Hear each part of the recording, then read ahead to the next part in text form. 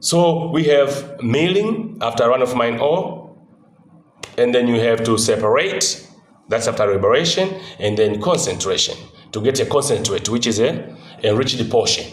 And after that, of course, that enriched portion, now to get a metal or a mineral we're interested in, that's where we go to smelting. If you hear the word metallurgy, that's where we go to smelting. Smelting, we get a metal, but the purity is low, we go to refining. So a lot of difference of temperatures in there. I mean, when you study metallurgy, you start smelting or refining, there's a use of temperature up to 1,000 degrees of Celsius. Okay? Because various materials behave differently at different temperatures. So we can use that one to purify metals. They melt at different temperatures, okay?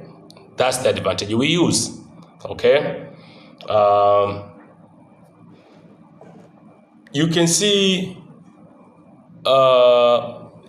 in the introduction, you can see some ore separation methods like pyrometallurgy, flotation, hydrometallurgy, electrometallurgy as the chemical methods, and you can see some physical methods as gravity concentration methods, magnetic separation, electromagnetic separation. Okay, there's a difference there. If you just see a pyrometallurgy, that's no fire is used here. So this metallurgy, we use fire. You go back to smelting, so yeah, we use fire. Flotation. Remember when you are being introduced to small-scale mining techniques about froth flotation, where we use surface properties of the particles, the hydrophobic and the hydrophilic, how they behave differently. The hydrophobic are attaching themselves to the bubbles so that they can rise up to the surface, and the hydrophilic particles sinking. So you are separating. Hydrometallurgy, that's, okay, here we use aqueous solutions. So metallurgy, like leaching. Okay? That's it. So you have to have an idea of these methods, like electrometallurgy. That means if you hear just electro, that means electricity. Since again we have learned chemistry, there's this thing we call electrolysis. Remember the cations and anions? We can use that to separate the gangue minerals and our valuable mineral, or the mineral of interest. Okay? Of the gravity concentration, the magnetic concentration, I know you remember that. Electromagnetic, of course, the magnetic fields have to be created for us to be able to separate the particles, depending on their magnetism behavior, their magnetic behavior. So that magnetic field has to be created. But if it's created by using magnets, that is magnetic separation. But electromagnetic, yes, that's electricity again. That means the intensity of the field, the magnetic field, have to be created by electricity. Okay?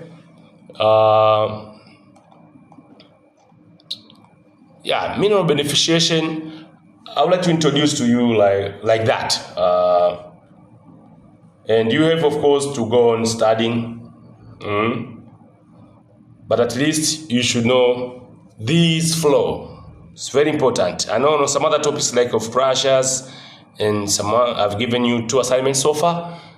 But let me know what you think on the introduction. If you have any question, for example, we're talking about run-of-mine ore, which I assume you know, and then the processes of beneficiation, which are liberation, separation, and concentration. Okay? If you have any questions, I know it's not hard to reach me. Just tell the CR, and CR will let me know, like, we have a problem on this part. Okay? Just understand these terms and this flow, like milling. Okay? So we talk about the process, the mineral beneficiation. Now, mineral beneficiation, that means you have like beneficiation, you have liberation. We have to free up the particles, and then we have to separate, and then we have to concentrate. On concentrating, by using some of the methods now we are just mentioning here, the chemical and the physical. On concentration, that's where we obtain our concentrate, which is an enriched portion, which means it's richer and economical to the valuable mineral of our interest, the minerals of our interest. And then another product of concentration is tailings, which is non-economical. When we say tailings, we don't mean that there are no mineral particles, valuable mineral particles in there. There are valuable mineral particles, but processing that one in order to obtain the mineral, the valuable mineral in that. In that material, in those tailings, it is not economical at the moment. There comes a time it might be economical. We go back to the tailings, my friend. We go to the facility, storage, that storage facility. We start dealing with the tailings at the time when perhaps the technology has changed and leading to the tailings being valuable. Being economical. So it's all about economical. That's what differentiates the ore and the other rocks. It has to contain minerals which are economical to the process of obtaining them, mining and processing, and being taken to the market. It should be economical.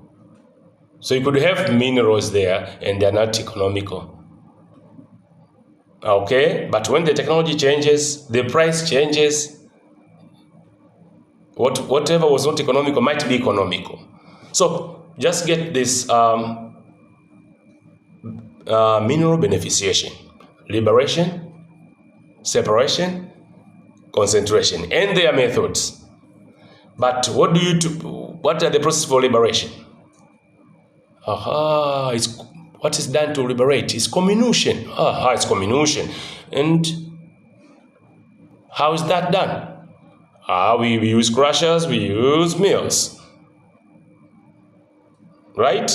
By crushing and grinding to the predetermined size, where we say it's completely, the mineral particles are completely liberated.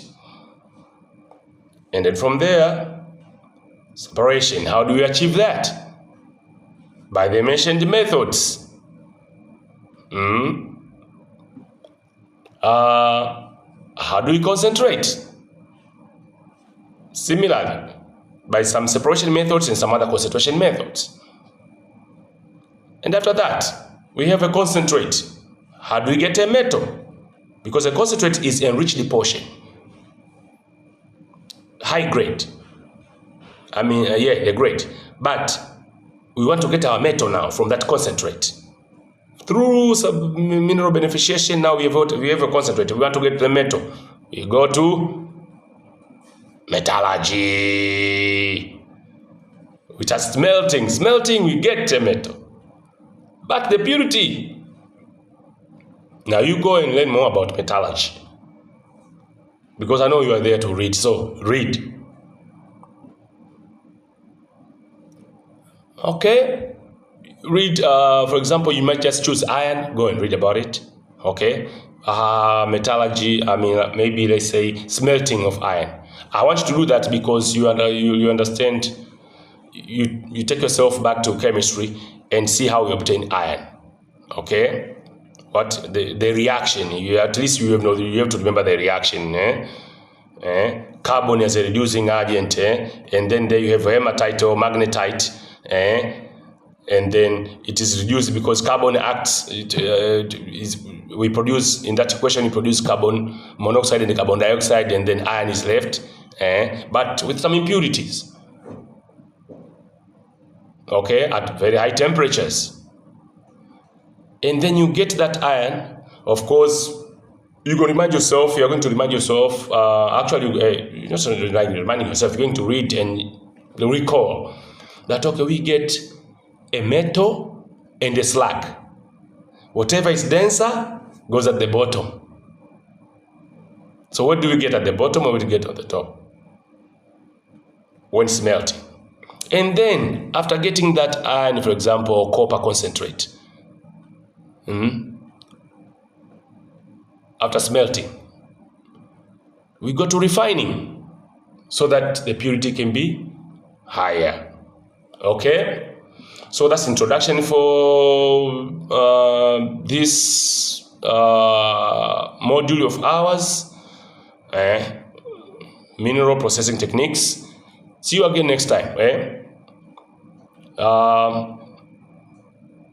I believe you the best. Do what you gotta do. Make sure you just have quite a few, quite. Is it just one semester? Yeah, you're about to go.